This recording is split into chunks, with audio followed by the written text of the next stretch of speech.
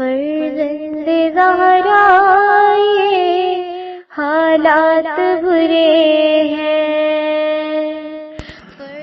کاشانۂ بصیرت ایک ایسا مکمل یوٹیوب چینل جس پر محروم بصارت کے لیے بالخصوص اور تمام افراد کے لیے بالعموم سینکڑوں کی تعداد میں اسلامی کتب دستیاب ہیں۔ لہذا گزارش ہے کہ آپ اپنی ذمہ داری نبھاتے ہوئے کاشانۂ بصیرت کو سبسکرائب کرنے کے ساتھ ساتھ بیل آئیکن کو پریس کیجیے تاکہ آپ علم کے حصول کے ساتھ ساتھ مذہب اہل بیت کی اشاعت میں بھی اہم کردار ادا کرتے رہیں۔ کاشانۂ بصیرت، کاشانۂ بصیرت، کاشانۂ بصیرت۔ فرزند زہرا یہ حالات برے ہیں۔ بسم اللہ الرحمن الرحیم۔ السلام علیکم۔ یہ کاشانۂ بصیرت یوٹیوب چینل ہے۔ آج ہم آپ کے لیے کتاب معاد ریکارڈ کر رہے ہیں جس کے مصنف شہید محراب آیت اللہ سید عبدالحسین دست غیب قدس سرا ہیں۔ تو آئیے سنتے ہیں اس کتاب کا پارٹ نمبر 11 پیج نمبر 137 سے۔ پہلے سور کے نفخے کے بعد ایک مدت گزرے گی، پھر زندہ کرنے والے نفخے کی آواز بلند ہوگی اور پھر قیامت برپا ہوگی۔ قیامت برپا ہونے سے قبل کیا جائے بات۔ Page number 137۔ لوگوں نے معصوم علیہ السلام سے دریافت کیا کہ ان دونوں نفخوں کا درمیانی فاصلہ، یعنی وہ مدت جس میں کوئی ذی روح زندہ باقی نہ بچے گا اور پھر سب اولین و آخرین کے لوگ زندہ و محشور ہوں گے، کتنی ہوگی؟ روایت میں ہے کہ حضرت علیہ السلام نے فرمایا کہ 40 سال، اور دوسری روایت میں ہے کہ 400 سال کا فاصلہ ہوگا۔ دیگر روایات کے مطابق عجیب قضایہ اور واقعات جو ہم نے اوپر بیان کیے ہیں، جیسے افلاک کا شگافتہ ہو کر ٹکڑے ٹکڑے ہو جانا، زلزلہ، پہاڑوں کا ریزہ ریزہ ہو جانا اور سمندروں میں آگ لگ جانا وغیرہ واقعات و حادثات اسی مدت کے درمیان رونما ہوں گے۔ پھر حکم ہوگا کہ بارش ہو تو شدید بارش ہوگی اور 40 روز تک مسلسل تمام روئے زمین پر ہوتی رہے گی۔ دوبارہ سور کا پھونکا جانا۔ Page number 138۔ تمام جانداروں کے مر جانے اور درمیانی مدت گزر جانے کے بعد سب سے پہلے جسے زندگی ملے گی وہ اسرافیل ہوں گے، جنہیں دوبارہ سور پھونکنا ہوگا تاکہ قیامت برپا ہو۔ اسرافیل دوبارہ سور منہ میں لے کر ندا دیں گے، اے وہ روحوں جو پراگندہ بدنوں سے باہر ہو، اے گوشت اور بوسیدہ ہڈیوں اور متفرق بالوں، سب واپس آ جاؤ اور جمع ہو جاؤ تاکہ تمہارا حساب ہو۔ دوڑو اور جلدی کرو حساب کے لیے۔ پھر زمین کو وحی الہی ہوگی کہ وہ جو کچھ اپنے اندر رکھتی ہے سب کو نکال دے۔ سورہ زلزال آیت نمبر 2۔ پس جسموں کے جو حصے اور اجزاء زمین کے اندر ہیں وہ ان سب کو شدید زلزلے کے جھٹکوں کے ذریعے باہر نکال دے گی۔ خلاصہ یہ کہ جسم کے تمام ذرات آپس میں مل کر مکمل جسم کی صورت اختیار کر لیں گے اور ان میں دوبارہ روح پھونک دی جائے گی اور یک بارگی سب اٹھ کھڑے ہوں گے، اور اس امر میں کوئی مانع و استبعاد نہیں ہے کہ ذرات اکٹھے ہو جائیں اور ان سے اجسام بن جائیں، پھر ان میں روحیں داخل کر دی جائیں۔ خدا کے لیے ایک نفر کی خلقت میں اور کروڑوں افراد و اشخاص کو خلق کرنے میں کوئی فرق و تفاوت نہیں ہے۔ سورہ لقمان آیت نمبر 28۔ ترجمہ: تم سب کا پیدا کرنا اور پھر مرنے کے بعد زندہ کرنا ایک شخص کے پیدا کرنے اور زندہ اٹھانے کے برابر ہے۔ حکم خدا ہوگا اور یک بارگی سب زندہ ہو کر کھڑے ہو جائیں گے۔ اس خدا کا شکر ہے جس نے اپنے وعدے کو پورا کیا۔ Page number 139۔ یوں تو میدان محشر میں سبھی اولین و آخرین اکٹھا ہوں گے، لیکن ان کا منظر اور ان کی گفتگو جداگانہ ہوگی۔ خدا کے فرما بردار و نیکوکار بندے جب قبر سے سر اٹھائیں گے، باہر آئیں گے تو وہ خدا کا شکر ادا کرتے ہوئے ہوں گے۔ جس نے اپنے وعدے کو وفا فرمایا اور قیامت قائم کی تاکہ وہ لوگ اپنی نیکیوں کی جزا حاصل کریں۔ سورۃ الزمر آیت نمبر 74۔ ترجمہ: خدا کا شکر جس نے اپنا وعدہ ہم کو سچا کر دکھایا، لیکن دوسری طرف دوسرے لوگ ہوں گے جو بڑی بے چارگی کے ساتھ فریاد کر رہے ہوں گے، نالے کر رہے ہوں گے، آخر کس نے ہمیں ہماری قبروں سے اٹھا دیا۔ سورہ یاسین آیت نمبر 52۔ ترجمہ: ہائے افسوس، ہم تو پہلے سو رہے تھے، ہمیں ہماری خوابگاہ سے کس نے اٹھایا۔ روایت ہے کہ اس کا ایک پاؤں قبر میں ہوگا اور دوسرا پاؤں قبر سے باہر، اور اسی حالت میں 300 برس تک مبہوت و حیران کھڑے رہے گا۔ یہ اس کے عذاب کی تمہید ہوگی۔ قبروں سے کیوں کر سر اٹھائیں گے؟ Page number 139۔ ایک روز جبرائیل امین جناب رسول خدا صلی اللہ علیہ وآلہ وسلم کی خدمت میں حاضر ہوئے اور عرض کیا کہ کیا آپ افراد کے حشر کی کیفیت ملاحظہ فرمائیں گے؟ آپ صلی اللہ علیہ وآلہ وسلم نے فرمایا، ہاں۔ جبرائیل امین حضرت کو قبرستان بقیع میں لے گئے اور قبر پر ٹھوکر مار کر کہا، پروردگار کے حکم سے اٹھ جا۔ قبر فوراً شگافتہ ہو گئی اور ایک نورانی شخص نے مسرت و خوشی کی حالت میں سر نکالا اور کہا، الحمدللہ الذی صدقنا وعودہ۔ پھر ایک دوسری قبر پر ٹھوکر مار کر کہا، پروردگار کے حکم سے اٹھ جا۔ فوراً ایک بد شکل و بد ہیکل شخص بڑے وحشت ناک منظر کے ساتھ قبر سے باہر نکلا اور کہا، وَأَحْسَرُوتَ۔ جبرائیل نے عرض کیا کہ اسی کیفیت سے مومنین و کفار قبروں سے اٹھیں گے۔ قیامت کے بارے میں دو متضاد آرزوئیں۔ Page number 140۔ روایت میں وارد ہے کہ مومنین عالم برزخ میں پروردگار عالم سے یہ آرزو کریں گے کہ قیامت جلد سے جلد برپا ہو، کیونکہ نعمت جنت کے لذات کا نمونہ چکھ لیا ہے، لہٰذا وہ اصل و مکمل نعمات جنت کی فکر میں ہوں گے۔ دوسری طرف کفار و فساق یہ کہیں گے کہ خدایا ہمیں یہیں رہنے دے، کیونکہ انہوں نے عذاب کا ادنیٰ سا نمونہ یہاں دیکھ لیا ہے۔ قیامت کا دن وہ دن ہوگا کہ وہ لوگ جو دنیا میں پست اور کمزور حالت میں تھے مگر تقویٰ کی دولت سے مالا مال تھے، اور اس دن بزرگ اور آقا ہوں گے۔ اس کے برعکس وہ لوگ جو دنیا میں محترم و بزرگ تھے لیکن تقویٰ سے بے بہرہ تھے، وہ لوگ اس دن ذلیل و خوار ہوں گے۔ خافضہ یعنی پست کرنے والی، رافعہ یعنی بلند کرنے والی۔ سارے راز آشکار ہوں گے۔ قیامت کے روز دوسری جو بات رونما ہوگی وہ یہ ہے، جو راز دلوں میں چھپے ہوئے تھے اس دن سب آشکار اور ظاہر ہو جائیں گے۔ اس دنیا میں ہر شخص کے عقائد و اعمال پر پردے پڑے ہوئے ہیں، لیکن قیامت میں ظاہر و باطن یکساں ہوگا۔ پس اے وہ لوگوں جو اپنی آبرو کا بہت لحاظ رکھتے ہو، کیا کبھی کل کی خجالت سے بچنے کے لیے بھی کچھ سوچا؟ وہ لوگ جن کا باطن پاک و صاف اور نورانی مثل ملک ہے، ان کی صورتیں بھی مثل ملائکہ نورانی ہوں گی، اور جن لوگوں کا باطن درندگی و شہوت ہے، ان کی صورتیں بندر اور کتے کی مانند ہو جائیں گی۔ کیا یہاں کے بعد والی منزلوں کے لیے کوئی کام تم نے کیا ہے جس کی وجہ سے اولین و آخرین کے اس جمع غفیر کے سامنے خجالت نہ اٹھانی پڑے؟ کیا تم جانتے ہو کہ کیسے سخت امور پیش آنے والے ہیں؟ صحرائے محشر میں عریان و برہنہ ہوں گے، یا اس سے بچنے کا کوئی سامان کر لیا ہے؟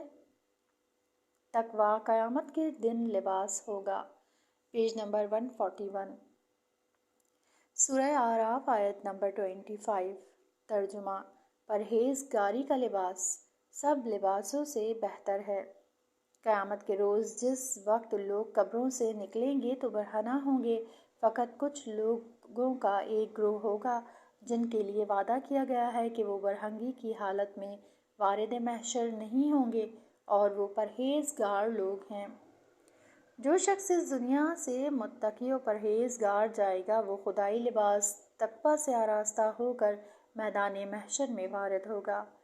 اسی طرح وہ مومنین جو بغیر توبہ کیے دنیا سے گئے لیکن برزخ میں تکلیفیں جھیلیں اور پاک ہو گئے، البتہ خدا نہ کرے کہ اگر کوئی پاک ہوئے بغیر وارد محشر ہو گیا تو وہ آرزو کرے گا کہ جلد از جلد وارد جہنم ہو جائے تاکہ اس جمع غفیر کے سامنے خجالت کے بار سے سبکدوش ہو اور چھٹکارا پا جائے۔ حضرت آدم علیہ السلام نے درختوں کے پتوں سے اپنے جسم کو چھپایا، پیج نمبر 141۔ حضرت آدم علیہ السلام ابو البشر سے محض ایک ترک اولا سرزد ہوا جو بہشت سے باہر اور برہنہ کر دیے گئے۔ اب جو دیکھا تو ملائکہ کے سامنے اپنے کو اس حالت برہنگی میں پایا، فوراً درختوں کے پتوں سے اپنا ستر اور تن کیا۔ ترجمہ: بہشت کے پتے جوڑ توڑ کر اپنے اوپر ڈھانپنے لگے۔ سورہ اعراف آیت نمبر 21۔ یاد رکھو، جو شخص گناہ گار ہوگا وہ خدائی پوشش کے لائق نہیں ہوگا۔ میں ہوں یا آپ، کیا کوئی ایسا دن بھی گزرتا ہے کہ ہم اپنے گناہوں میں ایک اور گناہ کا اضافہ نہ کرتے ہوں؟ کیا قیامت کی سختیوں کی فکر ہمیں نہیں کرنی چاہیے؟ اگر ہمارے پاس لباس تقویٰ نہ ہو، وہ امام معصوم زین العابدین علیہ السلام تھے جن کی فریاد ماہ مبارک رمضان کی سحر کے اوقات میں اورانی روز قیامت کو یاد کر کے بلند رہتی تھی۔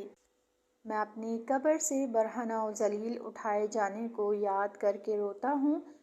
آئیے ہم اور آپ بھی امام معصوم علیہ السلام کے ساتھ ہم آواز ہو جائیں، خداوند اپنی نگاہ فضل و کرم کا ایسا لباس مجھے پہنا دے جو میری خطاؤں پر پردہ ڈال دے اور وہ بخش دی جائیں۔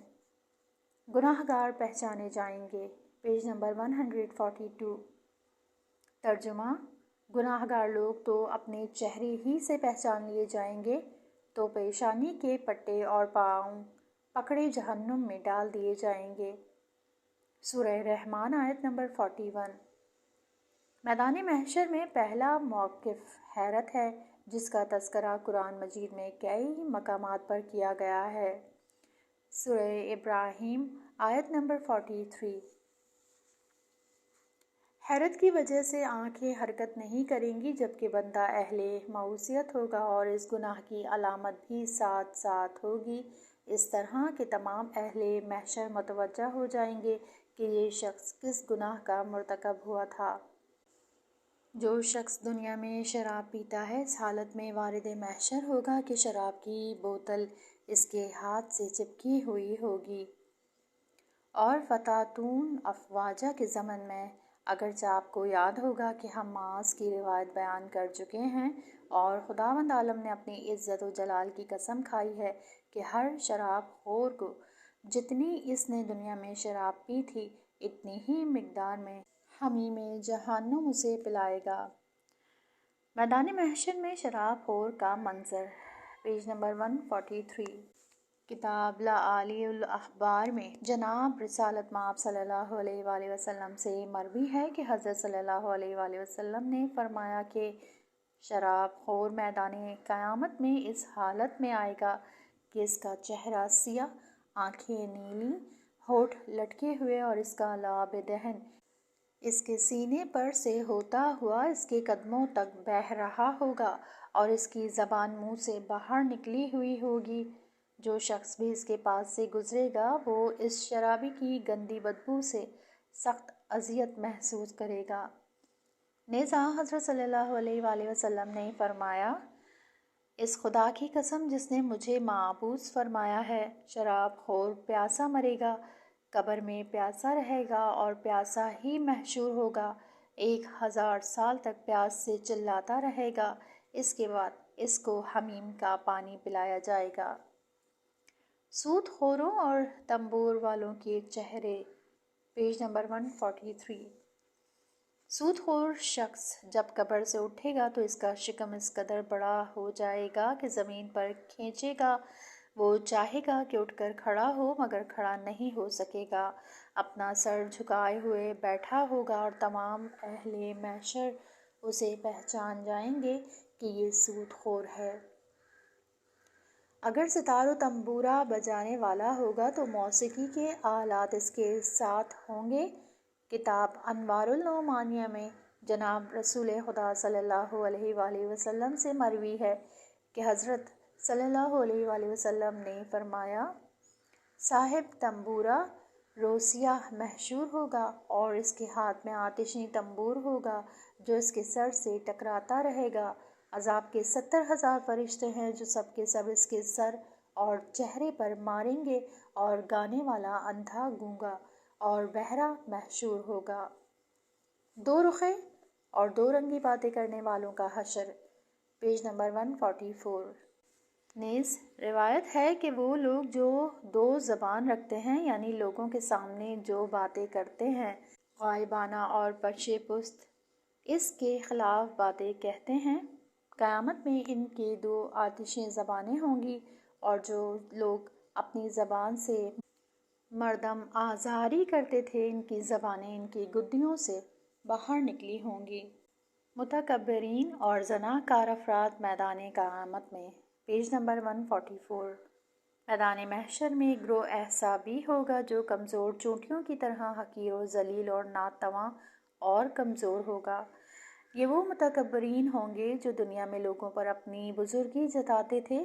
زناکاروں کی شرمگاہ سے ایسی عفونت و بدبو اٹھ رہی ہوگی جس کی اذیت سے اہل محشر چیخ اٹھیں گے، بلکہ روایات کا ظاہر اس طرح ہے کہ ہرن ذیل خصلت، بدخلقی اور کسی گناہ کی عادت اس خصلت و گناہ سے مناسب شکل و صورت و حیت اپنے صاحب خصلت و گناہ کو دے دے گی، اور اس شکل و صورت کے ذریعے اہل محشر سمجھ جائیں گے کہ یہ شخص فلاں گناہ یا خصلت بد کا مرتکب ہوا تھا۔ وہ دن جس کی مدت و مقدار 50,000 سال کی ہوگی، پیج نمبر 145۔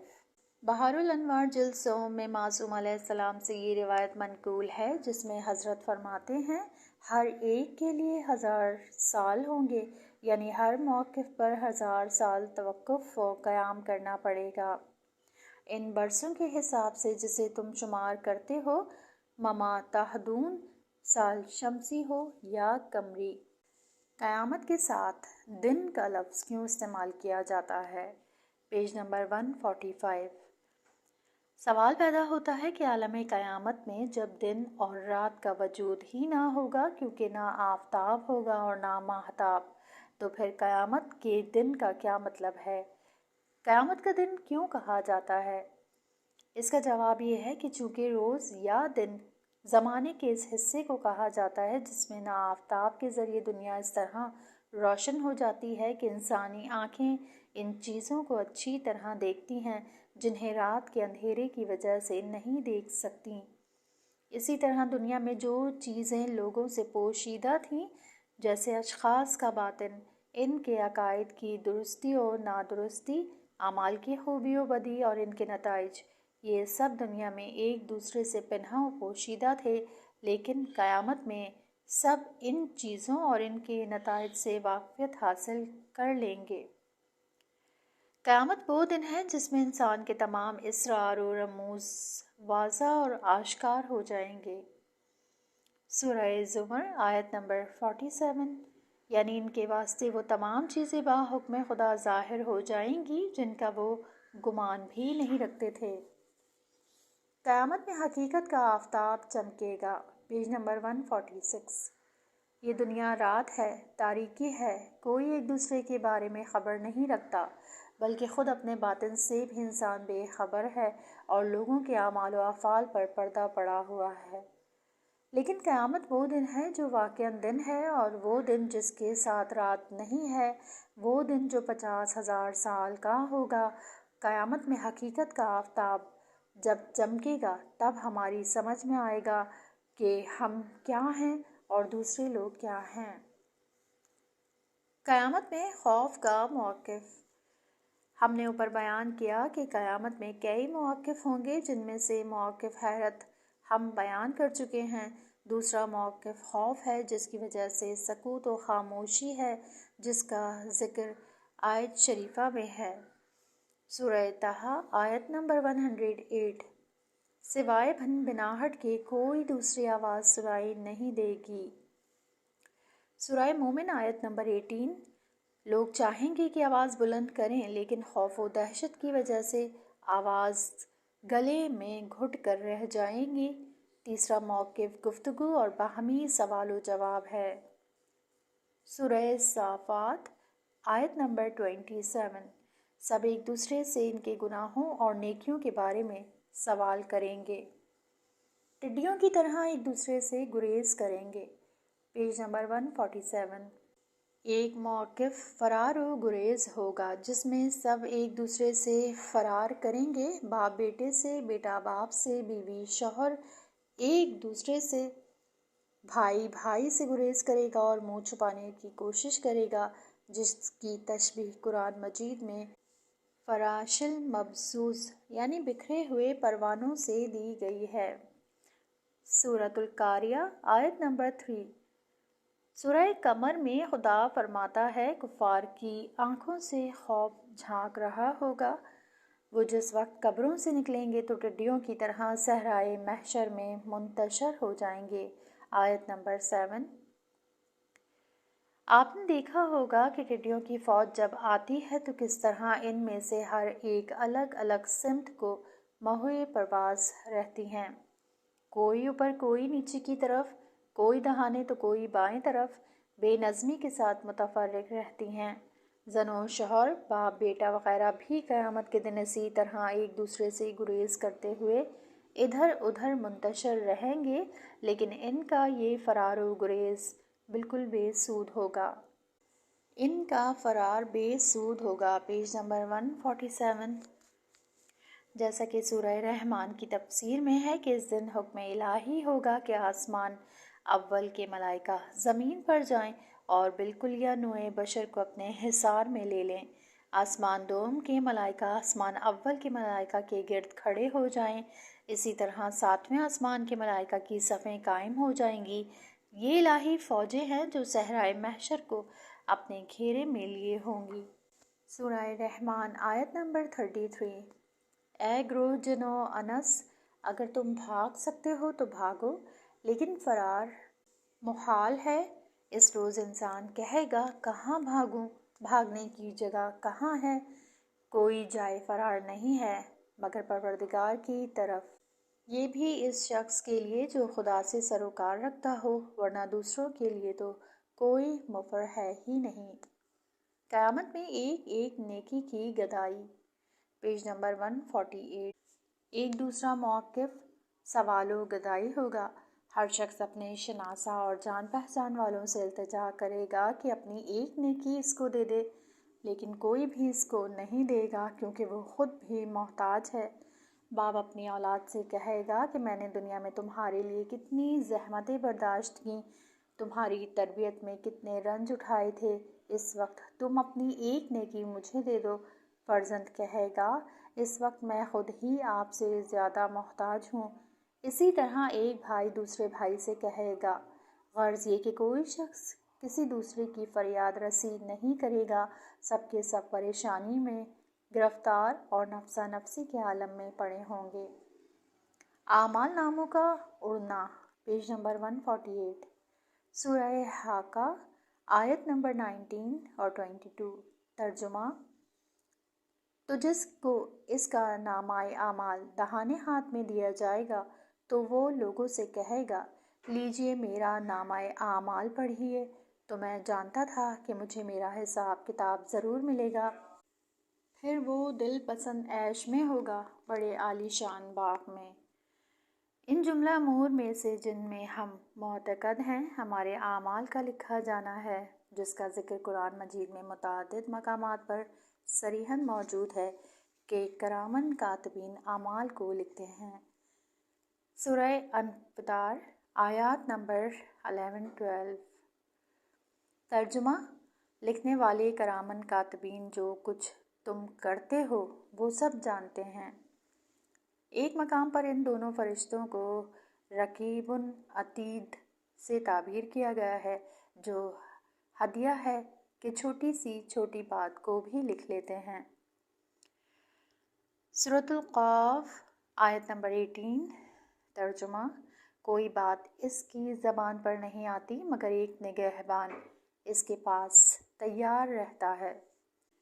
البتہ ان کے لکھنے کی کیفیت کیا ہے، قلم و کاغذ ہی استعمال کرتے ہیں یا کوئی دوسرا طریقہ ہے، اس کے متعلق ہم کچھ نہیں جانتے، اسے تو بس چشم نبوت ہی دیکھ سکتی ہے۔ خلاصہ یہ ہے کہ چھوٹی سے چھوٹی حرکت بھی جو آپ فرض کریں اسے وہ فرشتے درج کر لیتے ہیں، حتیٰ کہ خیر و نیکی کا قصد و ارادہ بھی ہو جائے تو اسے لکھ لیتے ہیں۔ البتہ بدی کا جب تک بندہ مرتکب نہیں ہو جاتا اس کو نہیں لکھتے۔ نیت خیر کی خوشبو فرشتوں کو خبردار کر دیتی ہے۔ Page number 149۔ راوی نے امام علیہ السلام سے دریافت کیا کہ فرشتے انسان کی نیت خیر سے کیوں کر مطلع ہوتے ہیں کہ اسے لکھیں؟ حضرت علیہ السلام نے فرمایا کہ کوئی بندہ جو ہی کسی خیر و نیکی کی نیت کرتا ہے اس کے جسم سے ایک خوشبو ساطع ہوتی ہے تو فرشتے سمجھ جاتے ہیں اور اسے لکھ لیتے ہیں۔ اگر کبھی بندہ شر اور برائی کی نیت کرتا ہے تو اس کی بدبو سے فرشتے متعاظی ہوتے ہیں۔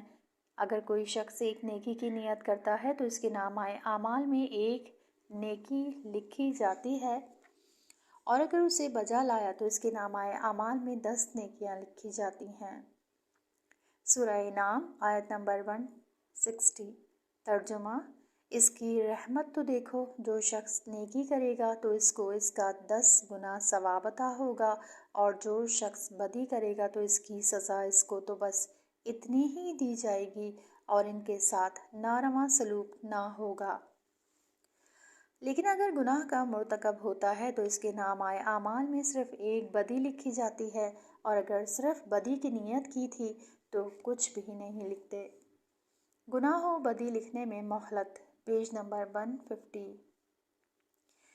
خداوند لطیف و کریم کے الطاف میں سے ایک لطف و مہربانی یہ بھی ہے کہ جب کوئی بندہ کسی گناہ کا مرتکب ہوتا ہے تو عتید فرشتہ اسے لکھنا چاہتا ہے۔ رقیب فرشتہ کہتا ہے کہ ٹھہرو، ابھی اسے مہلت دو، شاید اپنی اس حرکت پر شرمندہ و پشیمان ہو اور توبہ کر لے۔ چنانچہ 5 یا 7 گھنٹے تک اسے موقع و مہلت دیتے ہیں اور بدی کو نہیں لکھتے۔ اس وقت تک اگر اس نے توبہ کر لی تو خیر، ورنہ وہ فرشتے کہتے ہیں کہ یہ بندہ کس قدر بے حیا ہے، پھر اس کا گناہ درج کر لیتے ہیں، یہاں تک کہ آگ میں پھونک مارنے کو بھی لکھتے ہیں۔ Page number 150۔ روایت سے یہ ظاہر ہوتا ہے کہ ہر شخص کے لیے 2 نامے ہوتے ہیں، ایک نامہ حسنات اور دوسرا نامہ سیئات اور گناہان۔ ہر شخص جو حرکت بھی کرتا ہے اور جو کام بھی انجام دیتا ہے، یہاں تک کہ آگ میں جو پھونک مارتے ہیں، وہ بھی نامہ اعمال میں درج کر لیا جاتا ہے۔ قرآن مجید میں ارشاد خداوندی ہے۔ ترجمہ: اور یہ لوگ جو کچھ کر چکے ہیں ان کے اعمال ناموں میں درج ہے، یعنی ہر چھوٹا اور بڑا کام لکھ دیا گیا ہے۔ سورہ قمر آیات نمبر 50-53۔ لغو و بیہودہ گو، جوانوں کو مولا کائنات علیہ السلام کا خطاب۔ شیخ صدوق علیہ الرحمہ نے اپنی کتاب عقائد میں نقل فرمایا ہے کہ ایک دن جناب امیر المومنین علیہ السلام ایک مقام سے گزر فرما رہے تھے کہ جوانوں کی ایک جماعت پر حضرت علیہ السلام کی چشم مبارک پڑی، جو لغو گوئی میں مصروف اور ہنسی مذاق کر رہے تھے۔ حضرت علیہ السلام نے فرمایا کہ کیا تم لوگ اپنے اعمال ناموں کو ان لغویات و خرافات سے سیاہ کرتے ہو؟ ان لوگوں نے جواب دیا، یا امیر المومنین علیہ السلام، کیا فرشتے ان باتوں کو بھی لکھتے ہیں؟ فرمایا، ہاں، یہاں تک کہ پھونک مارنے کو بھی لکھتے ہیں۔ ہاں، اگر آپ کسی راستے میں پڑا ہوا ایک کانٹا بھی اٹھا کر کنارے پھینک دیں تو فروائے قیامت آپ کی آنکھیں خنک اور روشن ہوں گی، اس لیے کہ اس طرح آپ نے بندگان خدا کو اذیت سے بچا لیا۔ کسی گلی میں خربوزے یا کیلے کا چھلکا یا کوئی پتھر سرے راہ پڑا ہوا دیکھا اور اسے اس خیال سے کنارے ہٹا دیا کہ بندگان خدا ٹھوکر نہ کھائیں یا پھسل کر گر نہ جائیں، تو یاد رکھیے کہ یہ چھوٹا اور معمولی سا عمل بھی رائیگاں نہیں جائے گا۔ نامہ اعمال کی حکمتیں اور مصلحتیں، پیج نمبر 151۔ یہاں سوال پیدا ہوتا ہے کہ خداوند عالم تو خود ہی عالم و دانا اور تمام بندوں کے اعمال و افعال سے واقف ہے، تو پھر نامہ اعمال کس لیے؟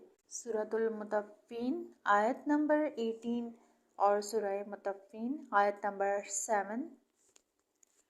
نیکوکاروں کے حساب کا دفتر ملائکہ قربین کے ہاتھوں میں دینا اور اس کا اوپر لے جایا جانا، اور بدکاروں کے دفتر کو سجین اور نچلے طبقے میں لے جانا، یہ سب کس لیے؟ جواب یہ ہے کہ خداوند کریم اس امر کو درست رکھتا ہے کہ اس کے بندے گناہ کے قریب نہ جائیں، کیونکہ جب بندے کو یہ معلوم ہوگا کہ اس کے ساتھ خدا کی طرف سے ایک مفتش و مراقب موجود رہتا ہے تو احتیاط کرے گا۔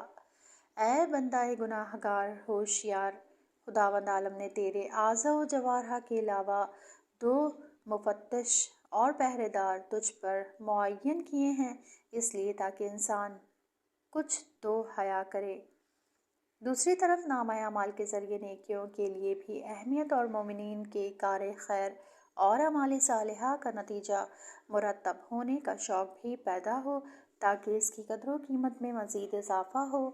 اسے مثال سے یوں سمجھیے کہ آؤ میرے کارنامے کو پڑھو، پیج نمبر 152۔ جو بچہ مدرسے میں اول نمبر سے کامیاب ہوتا ہے کس قدر خوشحال ہوتا ہے، اچھلتا ہے، شور کرتا ہے، تاکہ سب جان لیں، آؤ میرا کارنامہ دیکھو، میں کامیاب ہوا ہوں اور اول نمبر سے کامیاب ہوا ہوں۔ کل بروز قیامت بھی جب مومن کے دہانے ہاتھ میں اس کا نامہ اعمال دیا جائے گا تو وہ خوشی سے پھولا نہیں سمائے گا اور انتہائی مسرت کی حالت میں ہر ایک سے یہ کہتا پھرے گا، میرے دوستوں، میرے شناساؤں، آؤ دیکھو ذرا میرے نامہ اعمال کو پڑھو، میری نمازوں، میرے روزوں اور میرے خیر و خیرات کو، قبولیت کی سند کو ملاحظہ کرو۔ میں تو دنیا میں آج کے دن اور آج کے حساب کی فکر میں ڈوبا رہتا تھا۔ میں جانتا تھا کہ مجھے میرا حساب کتاب ضرور ملے گا، پھر وہ دل پسند عیش میں ہوگا، بس ایسا شخص خوش بختی کے ساتھ زندگی جاوداں اور بہشت میں رہے گا۔ لیکن افسوس اس بدبخت بچے کی حالت پر جو امتحان میں ناکام ہوا ہو، وہ راستے میں سر جھکائے ہوئے با حالت زار و نزار گھر کی طرف جا رہا ہوگا۔ اس وقت وہ دل میں یہی آرزو کرتا ہوگا کہ مر جاتا تو بہتر ہوتا، کہ یہ روز بد نہ دیکھتا اور خجالت نہ اٹھانی پڑتی۔ کبھی کبھی ایسا بچہ شدت سے مریض بھی ہو جاتا ہے۔ اسی مثال کو ہزاروں درجے اوپر لے جائیے، گناہ گاروں کی حالت اس وقت کیا ہوگی جب ان کا نامہ اعمال ان کے بائیں ہاتھ میں دیا جائے گا۔ یہاں اس کتاب کا یہ پارٹ ختم ہوا، اگلے حصے میں نیکسٹ پارٹ سنیں گے۔